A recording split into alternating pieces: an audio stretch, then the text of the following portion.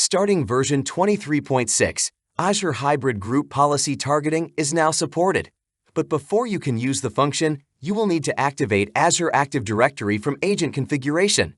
Navigate to Agent Configuration, edit on the General Configuration, search for Cloud Environment and turn it on by filling out the required parameters. Currently, this is supported for all policies except just-in-time access and elevation and remove local administrators.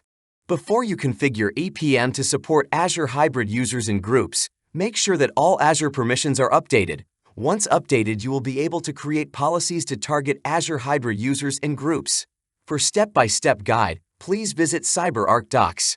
We also introduced new Agent Command Line option to refresh the AV Computer Group Cache. Please note that this action is also triggered by the Request Settings item in the pop-up menu from the CyberArk EPM tray icon. Starting version 23.6, we enabled access control in macOS Advanced Policies for Internet, Intranet, and Network Shares. Let's click on Create Advanced Policy. Choose macOS for Platform. Scroll down to Application Access Control and switch that to On. You can now edit the options for online resources and network shares.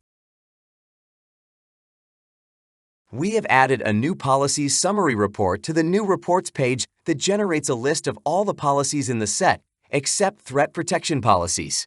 We have also added Privileged Threat Policies Summary as a type for new reports generation. Thank you for watching.